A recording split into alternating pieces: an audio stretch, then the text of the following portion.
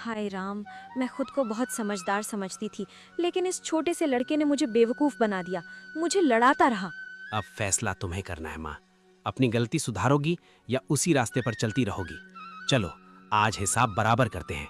चल, चल तू। मैंने ये क्या किया? उस शैतान लड़के की बात सुनकर मैंने अपनी बहू को गलत समझा। मैंने अपनी बहू को अपमानित किया। सिर्फ इतना ही नहीं। माँ, तुमने और क्या क्या किया है ये तुम खुद जानती हो। जरा सोचने की कोशिश करो। बस, सच में मैंने बहुत बड़ी गलती की। जो बहू अपने पैरों पर खड़ा होना चाहती थी, उसे मैंने अपमानित किया। उसका कारोबार बंद करवाना चाहा, और उसकी माँ को भी। तुमसे बहुत बड़ी भूल हुई है माँ। हमें उससे माफ़ी मांगनी चाहिए। क्या तुम माफ़ी मांगोगी? हाँ, जरूर मांगूंगी। जो गलत किया है, अगर माफी नहीं मांगूंगी तो मैं खुद को कभी माफ नहीं कर पाऊंगी। मुझे वहां ले चलो। चलो माँ, हम माफ़ी मांगने चलें। और मुझे पूरा यकीन है कि नीलम हमें माफ़ कर देगी। चलो।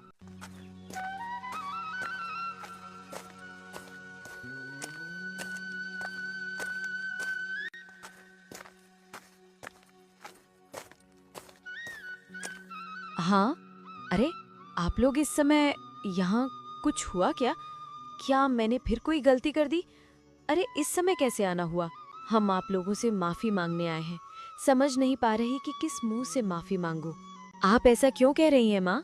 यहाँ माफी मांगने जैसा कुछ नहीं है।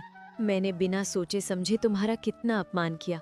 तुम अपने पैरों पर खड़ी होना चाहती थी और मैंने दूसरों की बातों में आकर तुम्हें गलत समझा। तुम्हारी माँ को भी अपमानित किया। बीती बातें भूल जाइए माँ। आपने अपनी गलती समझ ली, यही काफ़ी है। काफ़ी नहीं है, मुझे माफ़ कर दो। अब से तुम मेरी अनुमति नहीं, मेरा आशीर्वाद लेकर काम करोगी। अपनी माँ को लेकर मेरे घर चलो। ये क्या? ये क्या? ये आपके लिए उपहार है। जब मुझे व्यवसाय में पहली बार मुनाफा हुआ, उसी पैसे से आपके लिए खरीदा। कृपया इसे लौटाना मत। तुमने मेरे लिए इतना किया और मैंने तुम्हें सिर्फ अपमानित किया। मुझे माफ कर दो। छी छी, ऐसी बातें क्यों कर रही है माँ? अगर मैंने माफ नहीं किया होता तो क्या मैं ये तोहफा देती? ठीक है, मैं ये उपहार स्वीकार करती हूँ। अब सब लोग मेरे घर चलो। अभी नहीं माँ, पहले खाना बना रही हूँ। आप लोग पहले खाइए, फिर बात करेंगे। अब बताओ, क्या हमारे साथ चलोगी? मैं तो तुम्हें लेने आई थी। मैं आपको माफ कर चुकी हूँ, आप निश्चिंत रहिए। लेकिन अब मेरी एक योजना है। योजना? कैसी योजना? कौन सी योजना? बताओ ना। मेरी योजना है कि मैं इसी घर में रहना चाहती हूँ और इस घर के आंगन में मैं तीखी मिर्च की खेती करूँगी। उसी मिर्च से मैं नए तरीके की कचौरी बनाऊंगी। अगर आप लोग राजी हो, हम फिर भी नहीं कहेंगे। नहीं, ऐसा कैसे हो सकता है? तुम शुरू करो। तुम्हारी इस योजना के लिए जो भी खर्च लगेगा, मैं सब दूंगी। आप लोगों का बहुत बहुत धन्यवाद। क्या कहूँ, आपका शुक्रिया अदा कैसे करूँ? मेरे शब्द कम पड़ गए हैं। धन्यवाद देने की जरूरत नहीं। तुम सफल हो जाओ, हमें और क्या चाहिए? हम चाहते हैं कि तुम सफल हो, बस यही हमारी खुशी है। हाँ, मैं तुम्हारी मदद करूंगा। हम सभी तुम्हारे साथ हैं। बस तुम शुरू करो, ठीक है? अरे वाह वाह वाह वाह वाह वाह! इतने स्वादिष्ट कचौरी तो मैंने अपने जिंदगी में नहीं खाए। हम औरत और सास बहू एक साथ बना रही हैं, शायद इसीलिए इतना स्वाद आ रहा है।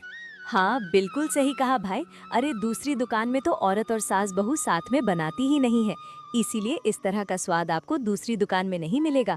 आपको अच्छा लगा ना? अब रोज हमारे यहाँ खाना खाइए। हाँ, जरूर जरूर जरूर।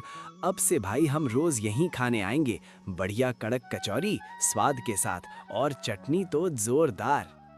देख पा रहे हो ना, हमारे ग्राहक तो बढ़ ही गए हैं। सब कुछ आपके लिए है।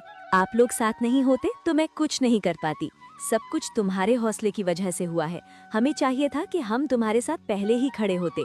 अब और कोई डर नहीं। हम इस बार तुम्हारे सपनों की राह में सफल होंगे।